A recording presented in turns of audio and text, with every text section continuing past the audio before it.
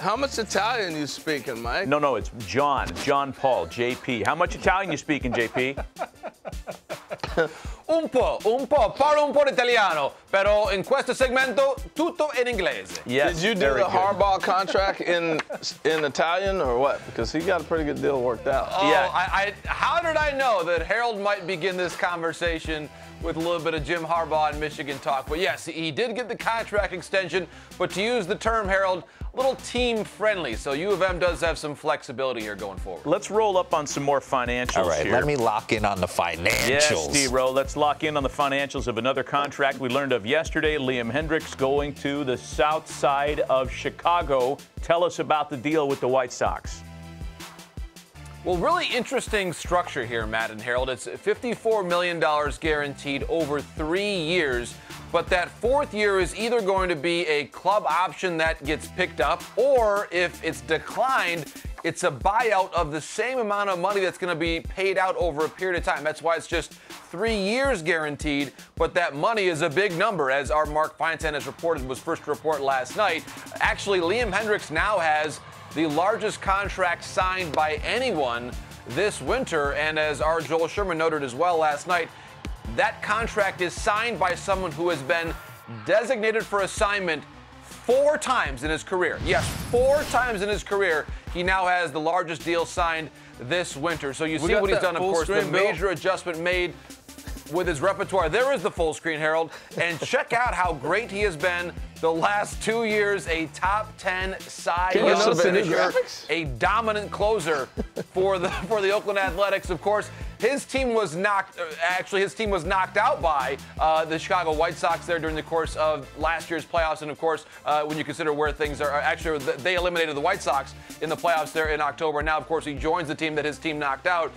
They're interesting their byplay there in the course of October, and now to Liam Hendiks signing with the White Sox. So their bullpen right now, guys, really solid. You think about Aaron Bummers coming back, Cody Hoyer come on. I think really some interesting arms back there for the White Sox, who believe now they are a potential World Series winner in 2021. Yeah, I was going to say, what's this do for the pen? You already answered that, but interesting about the market. This is the first big deal we've seen out there.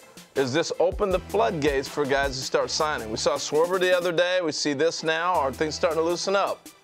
And also, real quick, JP, with that point, I think the commissioner saying let's get ready for the season might open the market up as well. So what do you think? I agree, and that's 5 weeks from now, Harold. Think about that. 5 weeks from tomorrow, in fact. I was thinking about this yesterday with the Lindor press conference. It is now 5 weeks that we'll see Lindor reporting there with the Mets pitchers and catchers and the infielders, of course. That's going to be happening in 5 weeks. But I agree with the general premise, especially, Harold, as it relates to the bullpen market. We're seeing now different teams and players starting to pair up here, and the Astros have been very involved in relief pitching pursuits, as have been the Toronto Blue Jays, who reportedly met with Liam Hendiks some number of weeks ago. And the names there are still very strong.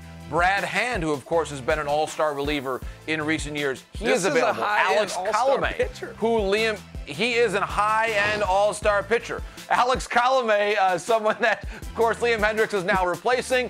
Mark Melancon, Shane Green, who has been a prominent name on the trade market the last couple of years. I think Melancon has been overlooked. I think Shane Green has been overlooked. You look at what they've done, all that group before. Matt is on, Harold, Matt's I on concur, fire today, my friend. JP. Sources, Matt is on fire. Sources confirm.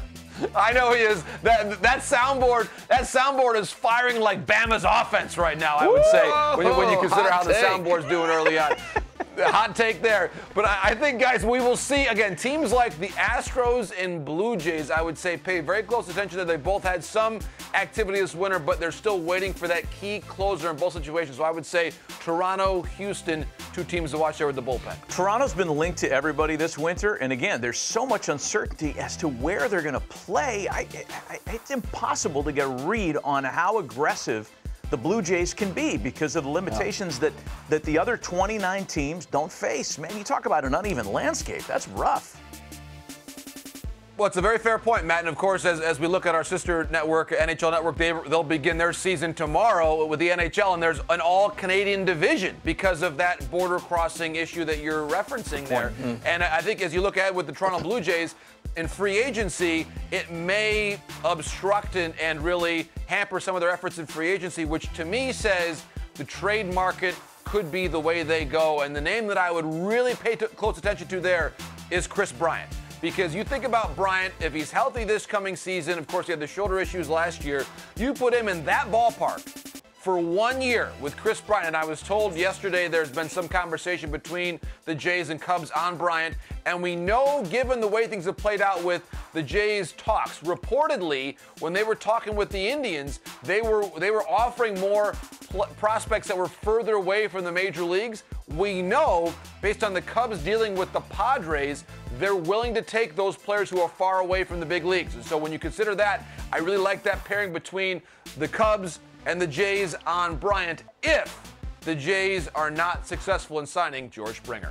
Yeah, you know what, guys? So I push back on the whole free agent to Toronto struggle because, honestly, you're looking at taxes and everything else. It could be an advantage to them to sign as a free agent and say, I may end up in Tampa. I may end up in Buffalo. You mean an advantage to the player? Yeah. I think they want to know, though. I mean, so if they don't play in, in Canada, your tax base is a little different, but you just don't know. No, That's you don't know, but I don't know. In the case of Chris Bryant, you're trying to put up numbers. You saw what happened in Buffalo in that ballpark. Yeah, true. Dunedin in spring training down there, or Tampa. And if you play in Dunedin, no state income tax, right? I mean, yeah. Yeah, it's interesting. Yeah, there's a lot of ramifications. I contend this, JP, as we wrap this thing up with you. I think that the whole key to holding up the rest of the market is DJ LeMahieu, the Yankees. Do they sign LeMahieu? I heard a really interesting conversation driving in here today with Eddie Perez and CJ Nikowski on our sister radio network, MLB Network Radio. They were talking about, look, the pivot might be Michael Brantley. And then LeMahieu is free to go someplace else. If the price of poker becomes too much and they feel like they need to put that money into the pitching staff, I think that decision will dictate the rest of the market. It'll even trickle down to other positions. Michael Brantley to the Yankees, you mean? Yeah. Michael Brantley to the Yankees. Think about it. They need a left-handed That's a great bat. call. Yeah, because, and again, you think about how much the Yankees relied on Brett Gardner last year. He's a free agent. I still think they do. Brantley, Brett when you is think going about nowhere. the power that he brings, and perhaps, but to your point, and Matty, it's a great point on LeMahieu. He is the key to everything, and as our John Heyman said yesterday, it's that 4-year, 5-year pivot point. As John pointed out, he believes that the Yankees will go to 4 years, but DJ wants 5. That is the staring contest right now in the report this week that DJ is now re-engaging with other clubs, the Dodgers among them. Very intriguing for the native, of course, of the great state of Michigan. Yeah, of course. It all comes back to that. Great job with this interview. Great job, man, with this interview.